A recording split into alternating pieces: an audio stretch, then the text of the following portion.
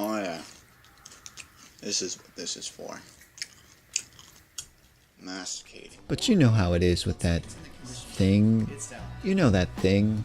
That thing you put down or gets knocked off and falls down a crevice. You mean to pick it up and put it away in its rightful place, but for some reason, you don't. Time passes, you forget about it, then you see it again. Your hands are full. You can't pick it up. Next time. I'll get it next time. It's so silly. It's really easy for me to pick it up and put it away. It's right there. Just stop what you're doing. Put it away. Do it now. But time goes on and the thing, it continues to linger in that one spot. Eventually, it becomes like a mascot of your home. You expect it to be there. You look forward to it being there. Well, maybe not look forward to it, but it's comforting knowing that it's always there. Well, it's time to break out of the comfort zone. Today I'm going to be trying my hand on the Hori one-handed jog dial controller for the PS1, otherwise known as the HPS-76, in red. While having an open hand to check guides or take notes is suitable for use with this controller, I think there's something else you could do with this free hand that would work perfectly with it. Controller camera is live. Snack camera is live. Alright, so here we go. So we got a bevy of snacks here. I wanted cereal, but this was the only thing I could substitute in the meantime. It's dry. Got a spoon. Had some homemade cookies. Got the chips.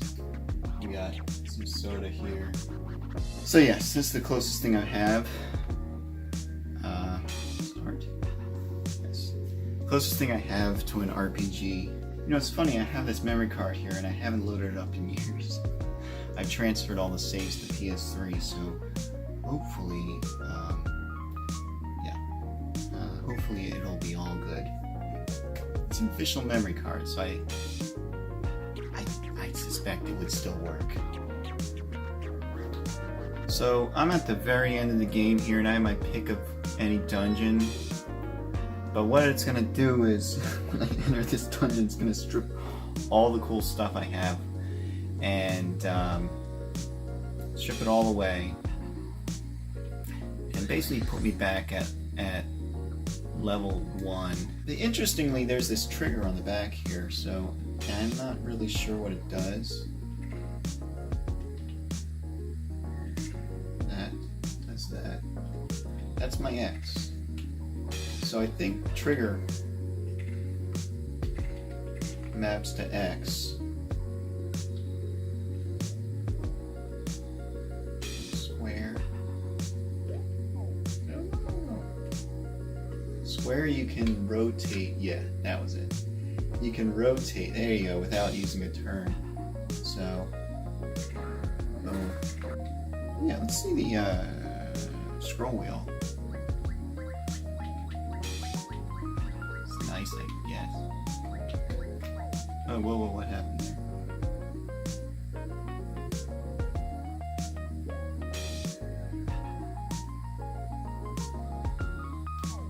Huh. So, it looks like you can click in the center of the D-pad and there's a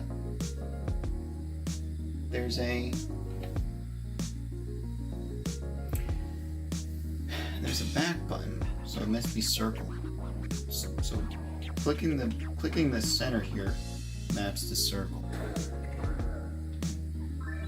Works as well as you would suspect. But if you're trying to do these complicated maneuvers like holding square in a direction, you're asking for trouble. But I'm pulling it off. Let's see if the scroll wheel works. You would suspect, yeah, up and down. But yeah, let's see if we can actually the main event here.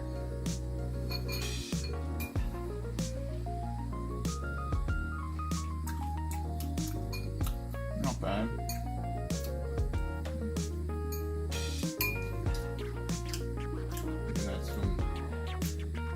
some of those. Actually, it's very dry. You wash it down with some soda. It's actually very dry. I can't breathe. Outright, this is what you're getting the controller for. This namesake feature, the jog dial. It essentially acts as a turbo for the up and down, so you don't have to continually press up, up, up, or down, down, down as you scroll through large lists of all the junk you carry in an RPG. It's kind of acts like like an analog control in a way, given that it's a digital control.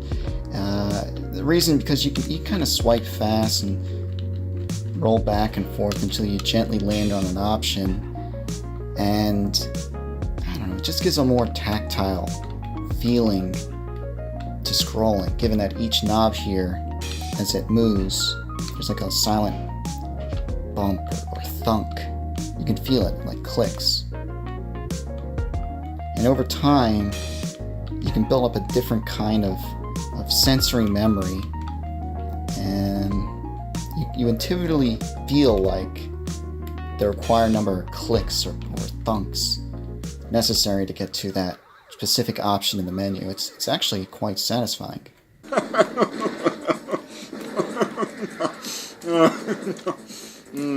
So in addition to that scroll wheel, we got this nice bowl-shaped D-pad going on here. Your finger can rest nicely in there and kind of rock to the sides, up and down. Has a nice distinct click. It's not a hat switch, obviously, but it's still nice. Now let's try classic. My favorite thing to do would be like jumping up and running towards the camera. I mean, this is something that you never saw before. This is difficult. I don't suspect I can get very far and enjoy. Ooh, yeah, we got an X button. That might actually work well. This trigger button being X and all. Yeah. Oh, right, the click. Yeah. So remember, the center here is circle. So I just have to figure this new control scheme out. It's working all right so far. Jump.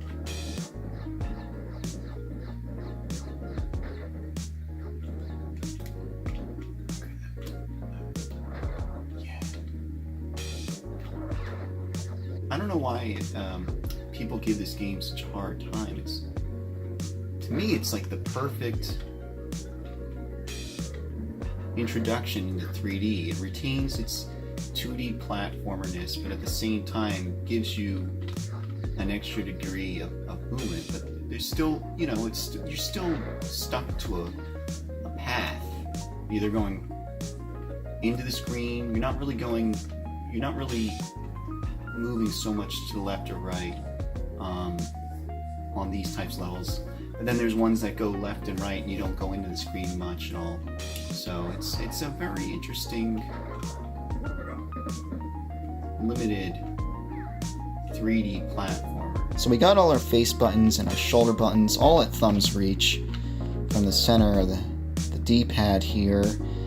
And they're tiny, so action games are probably not going to be the best thing to play with this controller, given that they put pressure on the timing of rapid button presses and all, and it's just not what this controller is designed for, but doesn't mean I won't give it a try.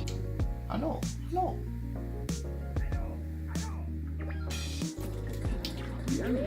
This is a lot of fun. I mean, actually just playing it with one hand, this game,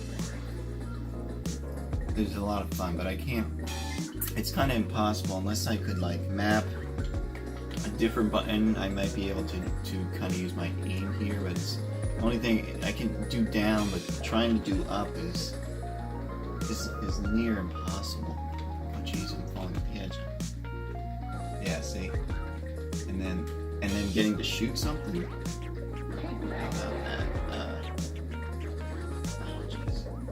Square button. Yeah, this is tough. This is a toughie. But eating chips with salsa while playing Jumping Flash.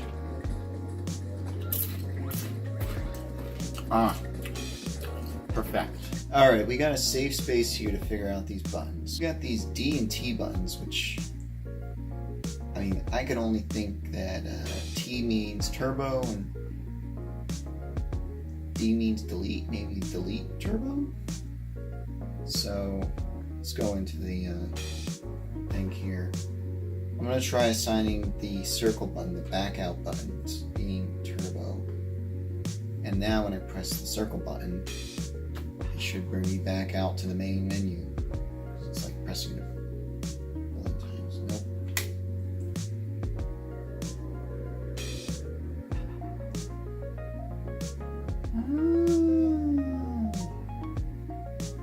That makes sense. So T doesn't mean turbo. T means trigger, because I pressed my trigger to go back into the memory card, and it backed me out to the main menu. So now it's basically reassigning my trigger button here. So if I press trigger and X,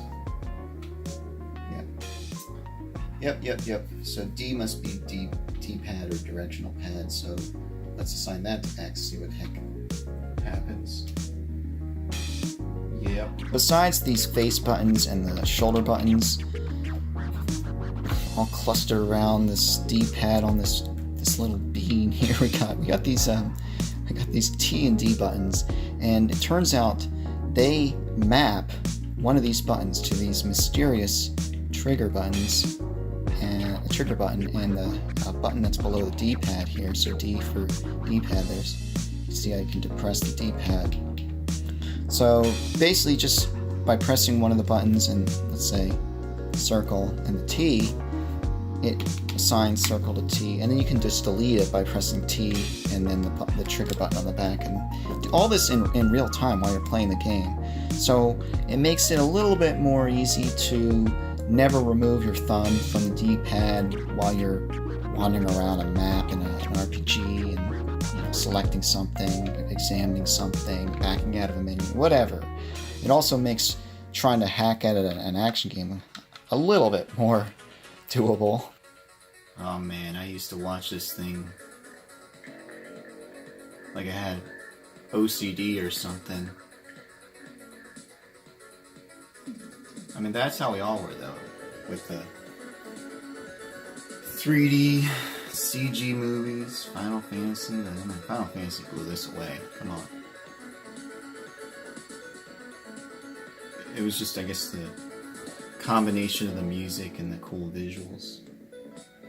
Anyways, we got Tekken here, so let's see if we can eat some homemade chocolate chip ice cream before it melts while playing Tekken. See if we can at least get one going before he hits me. Fail. Oh man. But I can still...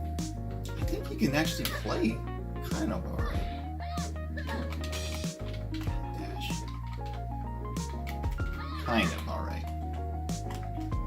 Kind. I think it... You definitely can't eat very well while I'm fighting. Come on. That was always the fun thing. You could juggle enemies in Tekken. I doubt I can do that in this. I like that too. Gantandenyo. I brought out the Wiimote because of how similar the controllers are. Both have this trigger on the other side, and actually the Hori here has this groove which the Wii lacks, and as the rest of your fingers they clutch around the edge. But yeah, both are symmetrical. However, only the bean-shaped Hori here has buttons which are equidistant from the center of the D-pad, and I feel like, you know, these buttons, these 1 and 2 buttons, have always been a little stretch to reach with my thumb held in this fashion. But that's the thing, I think Nintendo made a concession when designing this. They wanted it to be held in two configurations. Held sideways, it's like the original NES pad, and it's great for 2D games and games where you use this thing like a lever, you know, those kind of motion-based games. However, the Hori is only meant to be held in one way.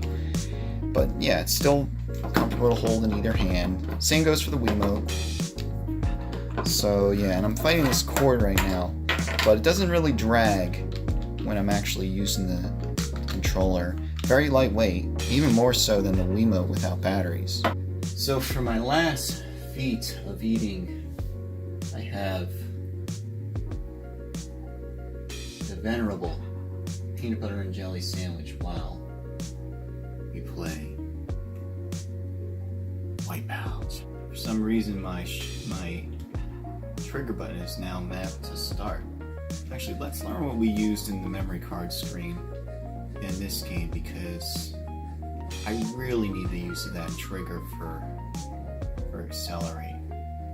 So let's see what we did there. We hold T. We gotta do this with two hands though. We hold T, the trigger, and X, and then release. And there we go. We got acceleration going on with our trigger button now. So we might be able to catch up with somebody. Not going to be able to use those L1s and R1s. But maybe we can just ridge race it by drifting a little around turns. You try playing Wipeout with one hand. My god. Someone out there knows. So let's see if we can munch on that sandwich while failing here. Oh, I caught up to a guy. A plastic!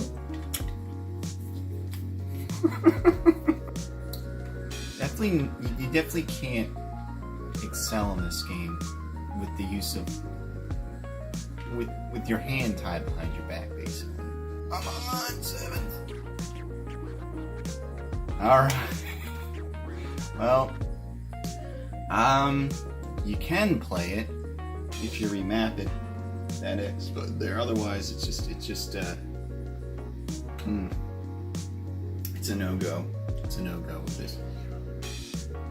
But the sandwich is a go. So Hori makes a lot of these products with specific intentions in mind, and this really is no different.